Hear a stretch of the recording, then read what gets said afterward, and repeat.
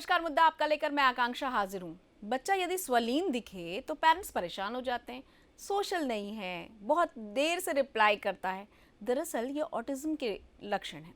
Medical भाषा में autism spectrum disorder इसे कहा जाता है और ये एक विकास संबंधी गड़बड़ी है जिससे पीड़ित व्यक्ति को बातचीत करने में, पढ़ने लिखने में और समाज में मेलजोल बनाने में थोड़ी परेशानी होती है। वैसे ऑटिज्म एक ऐसी स्थिति है जिससे पीड़ित व्यक्ति का दिमाग अन्य लोगों के दिमाग की तुलना में थोड़ा अलग तरह से काम करता है। वहीं ऑटिज्म से पीड़ित लोग भी एक दूसरे से अलग होते हैं, यानी कि ऑटिज्म के अलग अलग मरीजों का लक्षण भी अलग अलग होता है। लेकिन पेरेंट्स बहुत परेशान होते हैं कि आखिर इसे समझा कैसे जाए। तो आज इसी विषय पर बात करेंगे और मेहमान हमारे साथ जुड़ रहे हैं।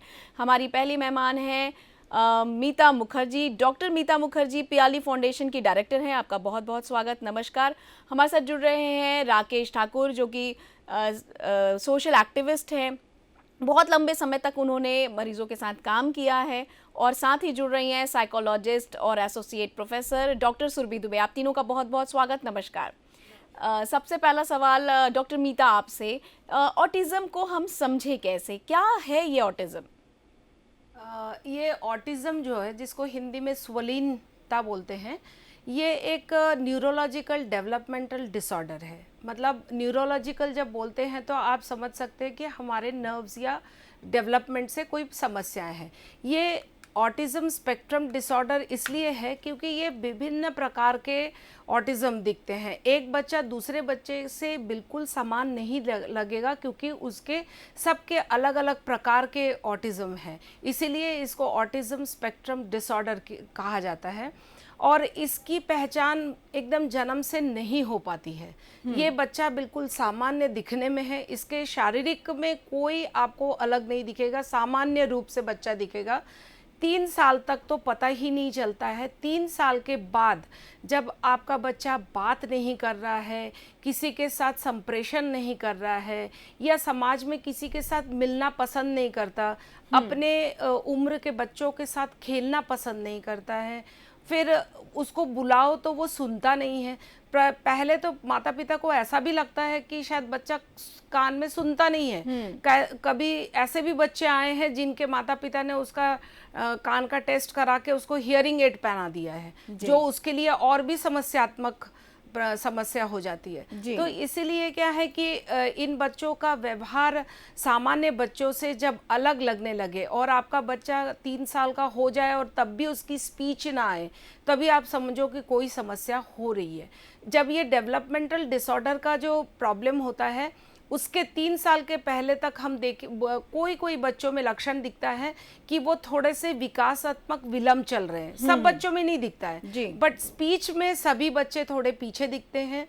और इनमें कुछ बच्चे बहुत अति चंचल होते हैं, बहुत हाइपर एक्टिव, इतने हाइपर एक्टिव होते हैं कि उनके एनर्जी के साथ कोई घर वाले लोग मैच नहीं कर पाते। एक जगह स्थिर ना बैठना, कोई चीज़ में फोकस ना करना, कोई चीज़ में ध्यान ना देना, ये सारे लक्षण जब बच्चे में दिखने लगे तो समझना कि इसको कोई समस्या है। और सबसे बड़ी इनके 2 एरियाज जो है, इन बच्चों के विकास में 2 एरिया में बहुत ज़्यादा इनका प्रॉब्लम होता है। एक है सामाजिक व्यवहार और दूसरा है संप्रेषण, कम्युनिकेशन। वो कम्युनिकेशन करते ही नहीं है, वो अपनी ज़रूरतों को व्यक्त नहीं कर पाते हैं। यही सबसे बड़ी समस्या इन बच्चों में दिखती है। और इसका पहचान जब पेरेंट्स कर पाते हैं तब तक बहुत देर हो जाती है। और बच्चे को अगर शीघ्र हस्तक्षेप दिया जाए, जैसे ही पता चले कि इसको ऑटिज्म है, इसको शीघ्र हस्तक्षेप दिया जाए तो ये बच्चे में बहुत सुधार आता है और कभी कभी तो ये सामान्य स्तर तक भी जा सकते हैं। जी, डॉक्टर सुरभि दुबे हमारे साथ जुड़ी हुई हैं, साइकोलॉजिस्ट हैं। डॉक्टर सुरभि, आपसे जानना चाहूंगी, क्या होता है कि जैसे ही हमें पता चलता है कि बच्चे में कोई प्रॉब्लम है तो पेरेंट्स के लिए उसे एक्सेप्ट करना सबसे कठिन हो जाता है। तो यदि पेरेंट्स के साथ उनका तालमेल नहीं बैठ पा रहा है, यदि ऐसी स्थिति है कि जहां पर पेरेंट्स उसको एक्सेप्ट नहीं करना चाहते, पेरेंट्स उसको दूसरी समस्या समझने लगे, तब ऐसी स्थिति में पेरेंट्स को कैसे कन्विंस किया जाए? डॉक्टर सुरभि से शायद हमारा संपर्क टूट गया है। डॉक्टर मीता, आपसे ही समझना चाहेंगे। मान लीजिए कि पेरेंट्स से संपर्क नहीं हो पा रहा है या पेरेंट्स एक्सेप्ट नहीं कर रहे हैं, आपने ट्रेस आउट कर लिया है कि बच्चे को ये समस्या है, तो अब आप पेरेंट्स को कैसे समझाते हैं? पेरेंट्स को समझाना सबसे कठिन कार्य होता है इसमें। सबसे पहले तो जो पेरेंट्स थोड़े अवेयर होते हैं उनको तो समझ में आ जाता है कि हाँ ये बच्चा जो है और सबसे बड़ी बात है ये लोग हमारे पास बाद में आते हैं, पहले ये डॉक्टर डॉक्टर घूमते हैं। डॉक्टर शॉपिंग बहुत ज्यादा होता है। वो चले जाएंगे बैंगलोर में, तो कभी चले जाएंगे दिल्ली के एम्स में, तो कभी चले जाएंगे सिकंदराबाद के नेशनल इंस्टीट्यूट में। ये 5 जगह घूम के और जब उनको पता चलता है कि बच्चे में ऑटिज्म के से प्रभावित है हमारा बच्चा जी, तब वो अपने लिए प्रोफेशनल्स ढूंढते हैं। और बहुत जगह पे ये ऑक्यूपेशनल थेरेपी कराने चले जाते हैं, बिहेवियर थेरेपी कराने चले जाते हैं। पर थेरेपी से बहुत फ़र्क तो दिखता है, बट उसको रेगुलर एक स्कूल में जाना बहुत ज़रूरी होता है, क्योंकि ये थेरेपी सेशंस जो होते हैं वो इंडिविजुअल होते हैं और जबकि उसका सामाजिक व्यवहार बहुत ज़्यादा प्रभावित है। तो पेरेंट्स को ये समझाना बहुत मुश्किल हो जाता है कि आपको इस बच्चे को स्कूल में डालना बहुत जरूरी है। जी राकेश जी, हाँ राकेश जी से भी मत लेना चाहेंगे। राकेश जी ने तो काम किया है इन बच्चों के साथ, उनके पेरेंट्स के साथ। राकेश जी, आपका क्या मत है, कितना कठिन होता है पेरेंट्स को कन्विंस करना? मैम एक्चुअल में क्या है कि जब यहाँ पे 2 कैटेगरी के पेरेंट्स होते हैं। पहले पेरेंट्स जो हैं जो पढ़े लिखे लिटरेट, दूसरे कैटेगरी होते हैं इलिटरेट या फिर कम पढ़े लिखे साक्षर जिसको बोलते हैं, वो रहते हैं। तो लिटरेट पेरेंट्स जो यानी जो कम पढ़े लिखे हैं उनमें एक्सेप्टेंस ज़्यादा है as compare to the literate parents, क्योंकि वो मानने को रेडी ही नहीं होते, एक्सेप्टेंस होता ही नहीं कि हमारा बच्चा ऐसा भी हो सकता है। वो बोलना स्टार्ट कर देते कि हमारे फैमिली बैकग्राउंड तो अच्छा था, हमारे कोई किन्हीं फैमिली में तो ऐसा देखा जाता है IAS IPS के बच्चे रहते हैं, उन लोग साफ बोलते हैं कि हम तो इतने पढ़े लिखे, हम UPSC क्रैक कर चुके, हमारे बच्चे में ये चीज़ हो ही नहीं सकता, आप कैसे बोल दिए। यहाँ पे सबसे बड़ी जो समस्या आती है वो हम लोग के ऊपर आती है, क्योंकि यहाँ पे वो सीधा हम लोग को ब्लेम करते हैं, आपकी हिम्मत कैसे हुई चीज़ बोलने का, इस प्रकार के कुछ शब्दावली लोग इस्तेमाल करते हैं, तो उनको कन्विंस करना बहुत कठिन हो जाता है। और उसी एंगल में हम दूसरे पेरेंट्स की तरफ जाएंगे तो उन लोग बहुत सहज स्वीकार कर लेते हैं, ठीक है सर अब आगे क्या करना है, ये उनका स्टेटमेंट रहता है।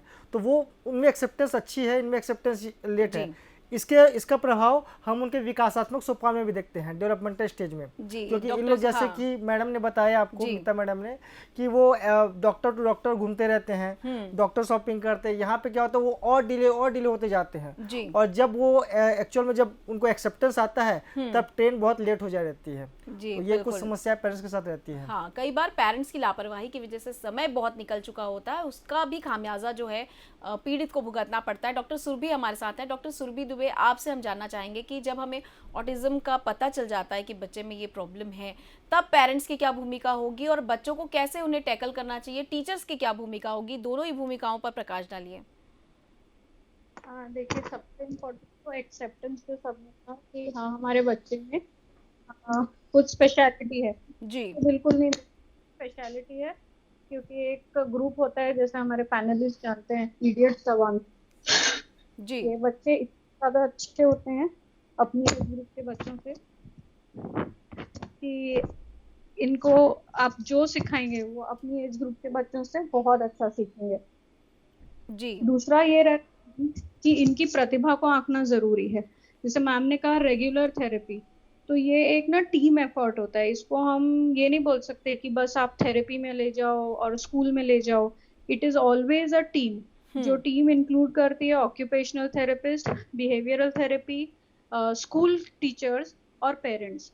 तो इसको निरंतर रूप से एक टीम एफर्ट रहेगा, जिसमें डॉक्टर्स भी इन्वॉल्व रहेंगे, क्योंकि ये बच्चे बाकी बच्चों से थोड़ा सा अलग होते हैं। तो ये अपने से फ्रेंड्स नहीं बना पाते, जहाँ फ्रेंड्स नहीं बना पाते तो अलग हो जाते हैं, ग्रुप से अलग हो जाते हैं, ग्रुप्स नहीं फॉर्म कर सकते, होमवर्क लेने में दिक्कत हो जाती है, होमवर्क कंप्लीट करने में दिक्कत होती है, क्योंकि कम्युनिकेशन स्किल्स बहुत पुअर होती हैं, वो अपनी भावनाओं को व्यक्त नहीं कर पाते। तो अक्सर ये बच्चे डिप्रेशन का शिकार होते हैं, कंडक्ट प्रॉब्लम मतलब क्लास में दूसरे बच्चों के साथ रिपीटेडली लड़ाई झगड़ा करना या मारपीट करना, या टीचर्स को कंप्लेन करना कि आपका बच्चा बुरी आदतें जल्दी कर रहा है। क्योंकि इन बच्चों में रेपिटेटिव एक्टिविटीज रहती हैं, तो वो कई ऐसे जेस्चर्स कर देते हैं जिनका मतलब गलत हो सकता है।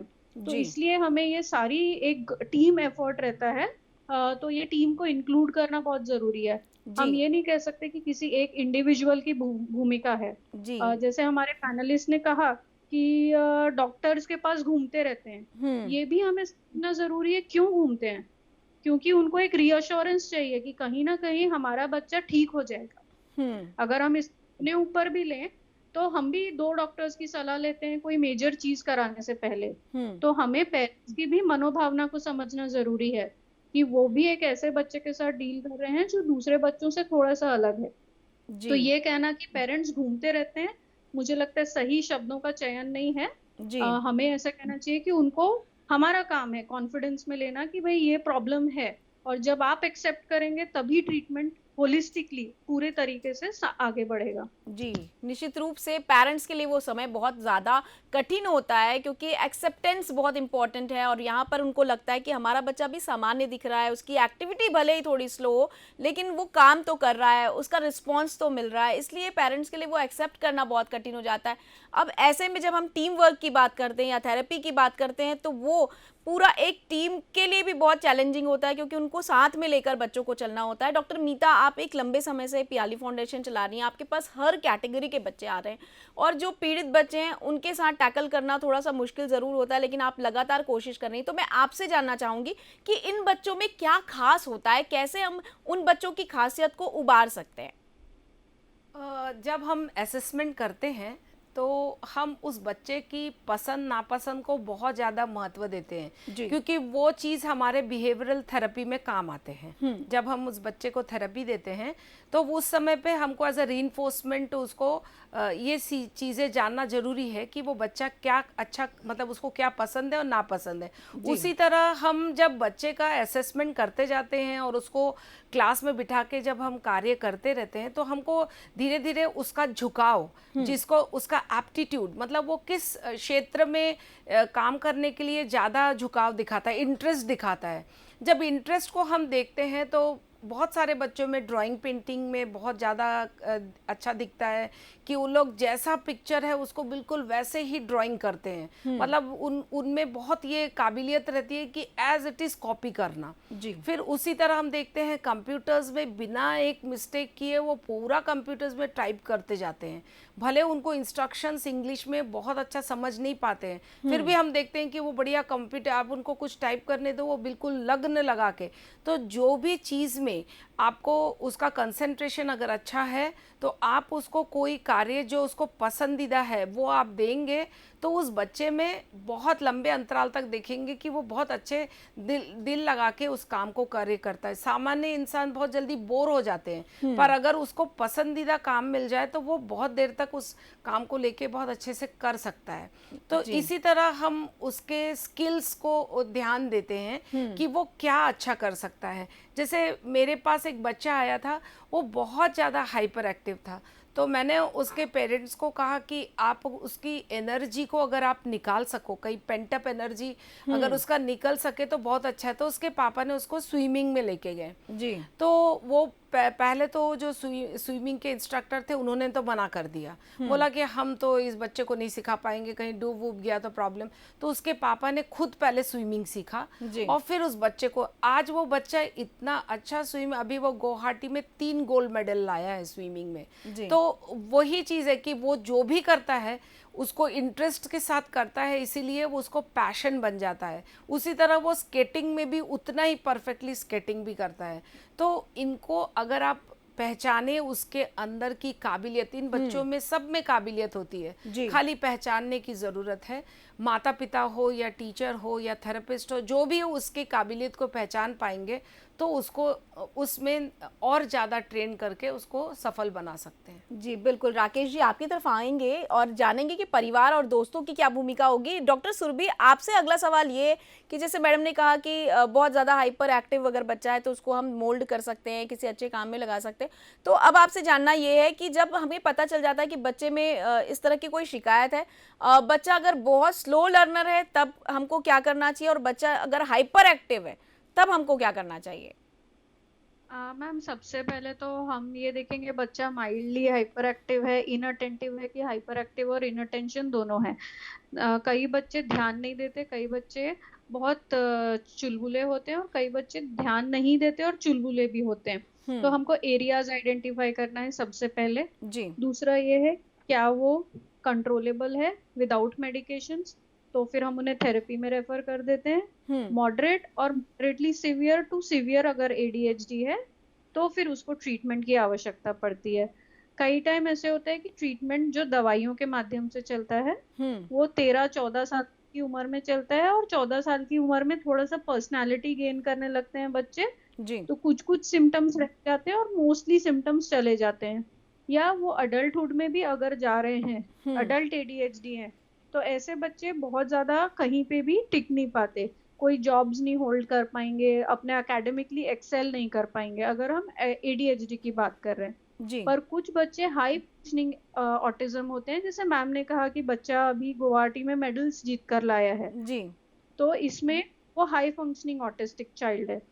तो इसमें भी हमको एरियाज डिफाइन करना पड़ता है कि किस बच्चे को ट्रीटमेंट मतलब कि दवाइयों की आवश्यकता है और किन बच्चों को दवाइयों की नहीं, ओनली थेरेपी की आवश्यकता है। कई बच्चों को दवाई और थेरेपी दोनों की आवश्यकता है।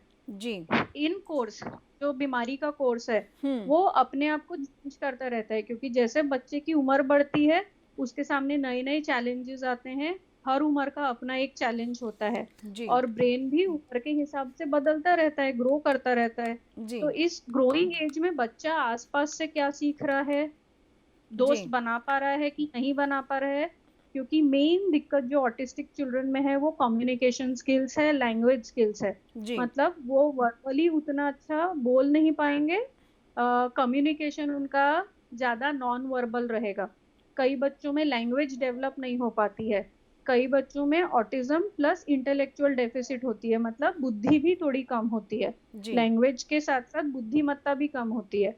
तो हमें ये सब एरियाज आइडेंटिफाई करना होता है और जी उस हिसाब से हम ट्रीटमेंट प्लान करेंगे। जी अब पर जो राकेश जी, मेन हाँ पूरे ऑटिस्टिक स्पेक्ट्रम की है कि कम्युनिकेशन बहुत डिफिकल्ट है, जी तो ये बच्चे हार्डली कभी कोई बहुत अच्छा स्टेडी दोस्त बना पाएंगे अनटिल अनलेस जो सामने वाला है वो इनकी बातों को समझ के ले और बहुत प्यार से इनको ले।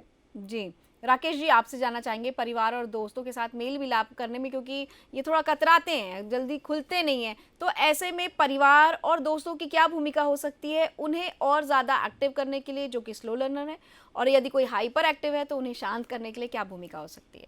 मैम यहाँ पे परिवार की बहुत अहम भूमिका होती है। सबसे पहले इसमें भी हम देखेंगे कि अगर जॉइंट फैमिली है, यानी उनके साथ दादा दादी या कजन्स ब्रदर वगैरह हैं, क्योंकि उनको क्या कोई नॉर्मल जो बच्चे हैं वो इनको अपने दोस्त के रूप में एक्सेप्ट नहीं करेंगे, तो इनके जो कजन्स हैं, इनके जो फैमिलियर हैं, वो इनके साथ शुरू से, क्योंकि बचपन से उनके साथ हैं, तो उनमें acceptance as compare to other childrens ज़्यादा रहेगी। जी दूसरा यहाँ पे हम देखेंगे कि जैसे पेरेंट्स हैं, पेरेंट्स के भी, उनके ग्रैंड पेरेंट्स हैं, इनके मैटरनल अंकल्स आंट्स हैं, वो अगर साथ में रह रहे हैं तो यहाँ पे हम देखते हैं मैडम कि कम्युनिकेशन स्किल सुधरने के चांसेस यहाँ पे 80% हैं उनके, क्योंकि वो रेगुलर कम्युनिकेशन स्किल में रहेंगे। तो इसमें जो थेरेपिस्ट है और बाकी अदर्स हैं वहाँ पे हमको मेहनत कम लगेगी।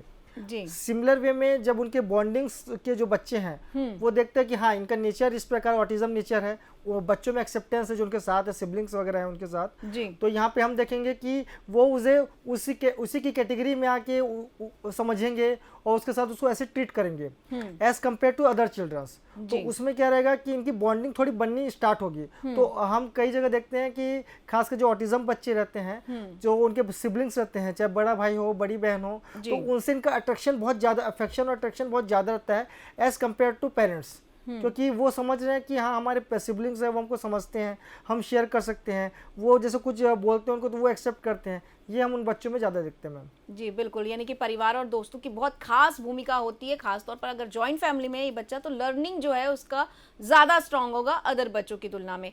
डॉक्टर मीता, आपसे अब जानना चाहेंगे कि जब हम इसे थेरेपी पे ले जाते हैं तो थेरेपी का प्रोसेस क्या होता है और कितना वक्त लगता है? क्या ये बच्चे वास्तव में पूरी थेरेपी लेने के बाद सामान्य बच्चों की तरह ही ट्रीट करते हैं? उसमें 2-3 तरह के थेरेपी होते हैं। जैसे बच्चे को कम्युनिकेशन स्किल में प्रॉब्लम है, लैंग्वेज बोलने में, बोलता नहीं है, सिर्फ इशारा करता है, तो उसको स्पीच थेरेपी भी देते हैं। पर बहुत ज़्यादा स्पीच थेरेपी में भी उसको फ़ायदा नहीं होता, क्योंकि वो लोग स्पीच थेरेपिस्ट के साथ बहुत ज़्यादा कोऑपरेट नहीं करते। अगर बच्चे को वो एनवायरनमेंट अच्छा लगा तो वो फॉलो करता है जी। पर उनको स्पीच थेरेपी थोड़ा अलग तरीके से देना पड़ता है कि जैसे उसको फ्लैश कार्ड्स दिखाएंगे, जो इंटरेस्टिंग फ्लैश कार्ड्स होंगे, कलरफुल फ्लैश कार्ड्स होंगे, तो वो देख देख के उन चीज़ों को बोलने की चाह करेगा। वो मिरर देख के कम बोलने की चाह करता है। फिर उसी तरह बिहेवियर में एक थेरेपी दी जाती है, ABA थेरेपी। ABA थेरेपी जो है वो बिहेवियरल थेरेपी है, जिसमें हमको ये देखना पड़ता है कि उसके जो व्यवहारिक समस्याएं हैं उसको हम धीरे धीरे कैसे कम करें और मानसिक जो उसके जो सामाजिक तौर पे उचित व्यवहार है उसको कैसे बढ़ावा दे। वो बहुत ज़रूरी है कि हम उसके जो, क्योंकि समाज में अगर बच्चा व्यवहारिक बहुत सारी समस्याएं करे तो उनके माँ बाप को बहुत मुश्किलें आती है कहीं भी ले जाने के लिए। तो वो सामाजिक तौर पे अपने आप को काट लेते हैं, अपने परिवार को काट लेते हैं, सामाजिक कोई भी फंक्शन में नहीं जाते हैं ज़्यादातर कि ये बच्चा वहाँ जाके सब छीना झपटी करेगा, फेंकेगा, ये करेगा, तो वो लोग डरते हैं। पर उस चीज़ को हम देखते हैं कि अगर हम उसको बिहेवियरल थेरेपी दे, बिहेवियरल मॉडिफिकेशन दे, तो वो बच्चे को वांशिक जो उससे एक्सपेक्ट किया जाता है वो व्यवहार को हम प्रोत्साहन दे और जो गलत व्यवहार है उसको धीरे धीरे कम करते जाएं, तो वो व्यवहारिक समस्याएं भी बहुत सारे हल हो सकती है। और उसके साथ साथ हम ऑक्यूपेशनल थेरेपी भी देते हैं जहाँ पे उसको बहुत सारे एक्सरसाइजेज, बहुत सारे जो फाइन मोटर्स के डेवलपमेंट के लिए बहुत ज़रूरी होते हैं। और कुछ कुछ बच्चों में सेंसरी प्रॉब्लम्स भी दिखती है तो उनको हम सेंसरी इंटीग्रेशन का भी थेरेपी देते हैं। जी डॉक्टर सुरभि, हाँ जी, ये तो थेरेपी की बात हुई। डॉक्टर सुरभि, आपसे जानना चाहेंगे, ऐसा कहा जाता है कि ऐसे बच्चों को इलेक्ट्रॉनिक माध्यमों से थोड़ा दूर रखना चाहिए क्योंकि उसका असर कहीं ना कहीं, उनके वाइब्रेशन का असर इनके दिमाग पर, इनके नर्व्स पर पड़ता है। इसमें कितनी सच्चाई है?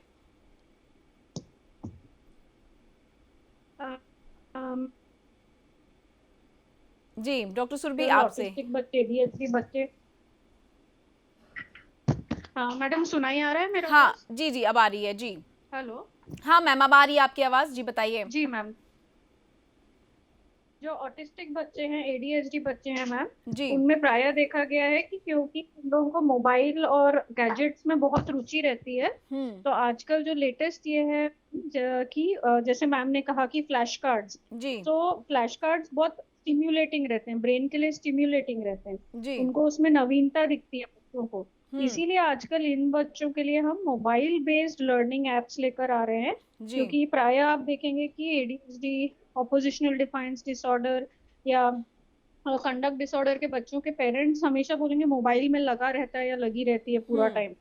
तो हम अब वही बेस्ड एप्लीकेशंस ला रहे हैं कि बच्चे उनसे सीख पाए। जैसे मैम ने कहा, कंटिजेंट्स देते हैं, उनको प्रोत्साहित करते हैं, अच्छा काम करने के लिए प्रोत्साहन देते हैं। तो मोबाइल में भी आप पॉइंट्स जीतेंगे अगर आप सही चुनाव करेंगे ऑप्शन का। अगर आप फ्रेंड बनाओगे मोबाइल पे या इंटरएक्टिव गेम्स खेलोगे जिसमें दूसरे बच्चे हैं, तो आपको प्रोत्साहन मिलेगा। फिर उसके बाद पढ़ाई भी इसी तरीके से हम मोबाइल बेस्ड रखते हैं कि बच्चे लर्न कर पाए। बहुत टाइम हमने ऐसा देखा है कि मैम जो ऑटिस्टिक बच्चे हैं वो बाकी बच्चों से बहुत ज्यादा जल्दी लर्न कर लेते हैं, बहुत ज्यादा जल्दी याद कर लेते हैं वो चीजें जो उनके ही बराबर के दूसरे बच्चे नहीं कर पाते। उनके पास इतनी इंफॉर्मेशन रहती है शायद हमारे पास भी एज एडल्ट्स ना हो। तो इसी को यूज करके आजकल कंप्यूटर बेस्ड एप्लीकेशन स्टार्ट की गई है कि इन बच्चों की इन प्रतिभाओं को हम ऊपर लाएं। जी डॉक्टर मीता, आपसे जानना चाहेंगे, आपके यहाँ पर कुछ ऐसे बच्चे भी हैं जो स्वरोजगार के लिए भी आगे काम कर रहे हैं, आपने सेल्फ एम्प्लॉयड भी बनाया है, तो ये कैसे ख्याल आया मन में कि इनको खुद के लिए भी तैयार करना है? देखिए, हम लोगों जो ट्रेनिंग दे रहे हैं, हम जो भी प्रशिक्षण दे रहे हैं, उसका मुख्य उद्देश्य है कि उनको मुख्य धारा से जोड़ना है। अब मुख्य धारा से जोड़ने के लिए जो भी समस्याएं हैं वो उस पर तो हम लोग काफ़ी हद तक कंट्रोल कर लेते हैं, पर कुछ कुछ चीज़ें ऐसी होती हैं कि सब बच्चे, मैं नहीं बोलूँगी कि ये ओपन एम्प्लॉयमेंट में जा सकते हैं, बट अगर इनको प्रॉपरली ट्रेन करा जाए तो ये लोग संरक्षण में, मतलब कहीं शेल्टर्ड वर्कशॉप हो, उसमें ये लोग बहुत अच्छा काम कर सकते हैं। क्योंकि देखिए, उन लोगों के अंदर अगर थोड़ा भी ऐसा सामाजिक स्तर पे नहीं मिल पाना होता है तो वो वर्क प्लेस में जाएंगे जहाँ, तो वहाँ अभी तक हमारे देश में लोग इतने ओपन नहीं है कि इन लोगों की कमियों को एक्सेप्ट कर ले। वो कहीं ना कहीं इन लोगों के साथ बहुत परेशान करते हैं। कभी कोई उसको तंग करेगा, कोई उसका टिफिन ले लेगा, कोई उसको जानबूझ के सिगरेट की या तंबाकू की आदत करा देते हैं। तो ये सारी चीजें जो वो बेचारा नहीं समझ पाता क्या सही है क्या गलत है, तो कभी कभी ओपन एम्प्लॉयमेंट में ये बच्चे बुलीड होते हैं। उसके अलावा अगर उनको शेल्टर्ड में दिया जाए या उनके घर के बिजनेस में उसको लगाया जाए तो ये बच्चे बहुत अच्छा काम कर सकते हैं।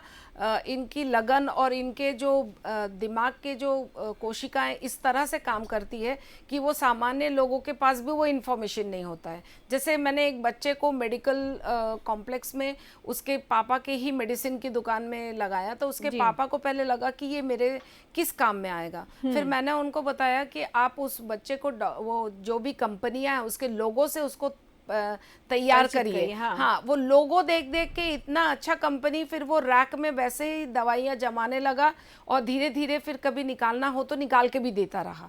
तो जिससे क्या होता है कि अगर उसको इन हैंड जॉब ट्रेनिंग दी जाए कि वहीं पे जॉब में लगाते हुए उसको अगर ट्रेनिंग दी जाए तो बहुत सारे बच्चे बहुत अच्छा काम कर सकते हैं। जी बिल्कुल, और इस तरह से पेरेंट्स के साथ उनका जुड़ाव भी हो जाएगा। बिल्कुल राकेश जी, अब चाहेंगे हम चलते चलते आप तीनों ही मेहमानों से एक संदेश ज़रूर ले लें कि आप ऐसे पेरेंट्स को क्या कहना चाहेंगे जिनके बच्चे ऑटिज्म के शिकार हैं, उनके लिए आपकी क्या सलाह है?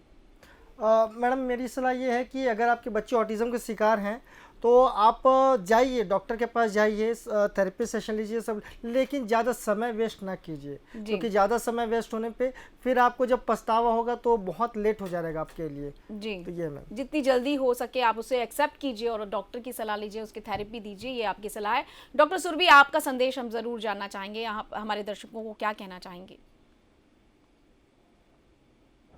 डॉक्टर सुरभि, सबसे important accept.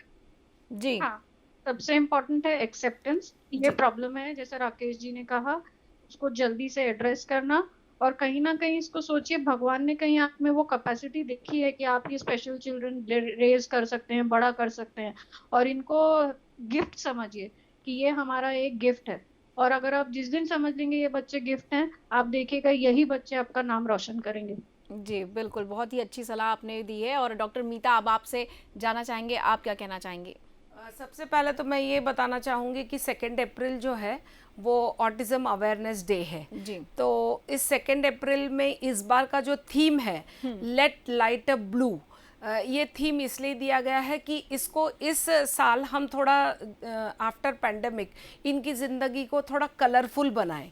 Colourful in the sense कि उनकी ज़िंदगी में भी समान अवसर, समान सम्मान और समान उनको इज्जत समाज में मिलनी चाहिए, कि हम उनको एक अलग वर्ग ना समझते हुए हमारे जैसे ही है और हम ही है ऐसा सोच के उनकी ज़िंदगी को और थोड़ा रंगीन बनाएं। हम हमेशा पहले उसको टैग लगा देते हैं कि वो ऑटिस्टिक है और जो सबकी नज़र में वो बच्चे को अलग कर देती है। पर मेरा कहने का मतलब है, अगर वो ऑटिज्म है तो है, पर उसको हम पहले समाज और समाज से पहले घर से फिर आगे चल के समाज।